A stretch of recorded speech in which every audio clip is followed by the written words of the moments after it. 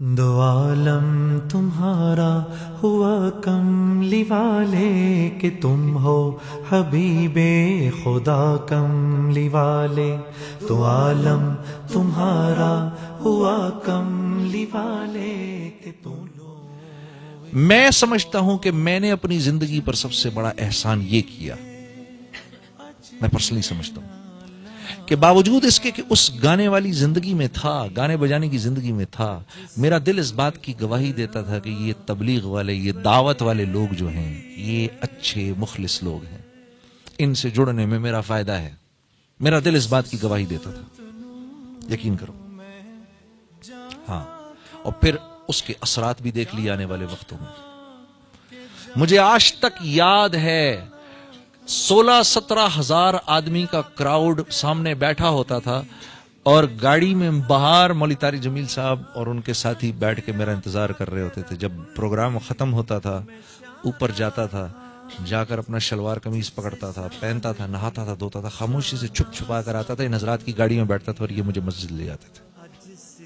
میرا دل اس بات کی گواہی دیتا تھا یہ اچھے لوگ ہیں، ان سے جڑے رہنا جنید، باوجود اس کے کہ ان کی بات کبھی سمجھ میں آئے نہ آئے.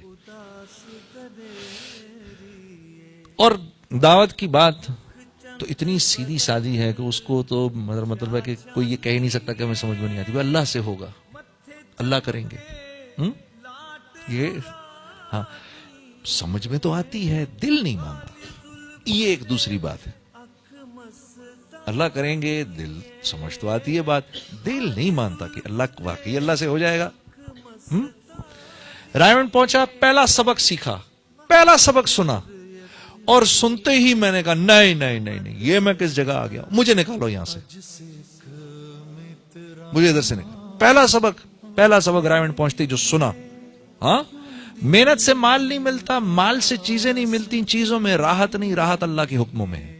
پہلا سبق جو رائے میں سنا اور سنتے ہی دماغ نے فوراً انکار کر دیا.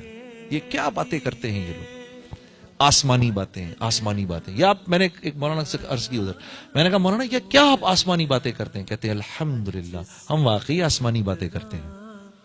ہماری ساری باتیں یا تو آسمان سے اوپر کی ہیں یا زمین سے نیچے کی ہیں، بیچ کا ہمیں کچھ نہیں پتا.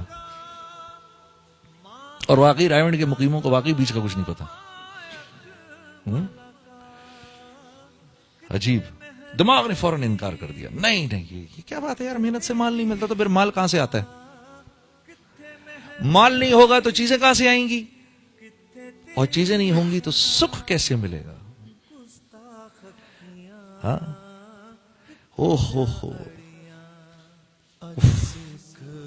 یہ تو اتنا بولنا پڑے گا، اتنا بولنا پڑے گا وظیفے کی طرح، جیسے اللہ اللہ اللہ اللہ بولتے ایسے بولنا پڑے گا. اب میرا ایک دوست، میں نے اپنے ایک دوست کو دیکھا ذکر کر رہا، وہ ذرا سی اونچی آواز میں ذکر کر رہا، تو اب اگر کوئی کر رہا ہے سبحان اللہ الحمدللہ تو سمجھ تو آ رہی ہے نا کیا ذکر کر رہا ہے، یا اللہم صلی اللہ علیہ وسلم، سمجھ میں آ رہی ہے کیا ذکر کر رہا ہے، استغفر اللہ العظیم، سمجھ میں آ رہا ہے کیا؟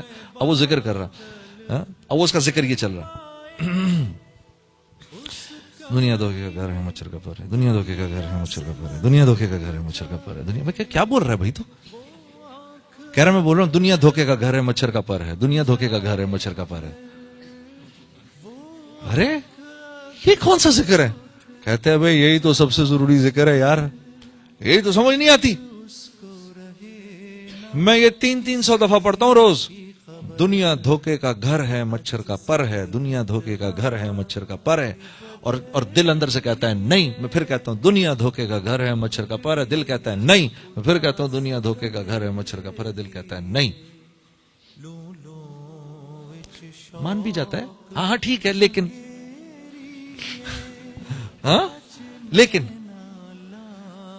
لیکن کا مطلب کیا ہے؟ پچھلی ساری باتیں جو تھیں وہ تو فضول تھیں، اب جو بات کرنے والوں میں یہ ضروری بات.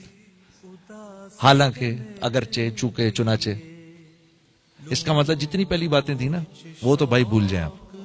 یہ اللہ سے کرتے ہیں، جی ہاں ماشاءاللہ اللہ سے ہی ہوتا ہے. لیکن جنید صاحب بات یہ ہے، اصل بات یہ ہے. اچھا وہ پہلی بات کیا تھی؟ تم ایسے کر دو اس کو، ایسے کر دو, ہاں ہاں ٹھیک ہے, ضرورت پڑ جاتی ہے کبھی کبھار, آدمی کے منہ سے جھوٹ بھی نکل جاتا ہے, آدمی کبھی کبھار ہو جاتا ہے, بے ایمانی ہو جاتی ہے, ٹھیک ہے ہو جاتی ہے. لیکن جنید بھائی میں نے یہ عرض کرنا ہے, بات یہ ہے کہ یہ سارے کے سارے معاملات اللہ کے ہاتھ میں, ایسے ہو جائے گفتگو, ہاں, لیکن جو ہے وہ اللہ سے پہلے لگے, اللہ کے بعد نہ لگے. ہوا کملی والے کہ تم ہو حبیب خدا کملی والے.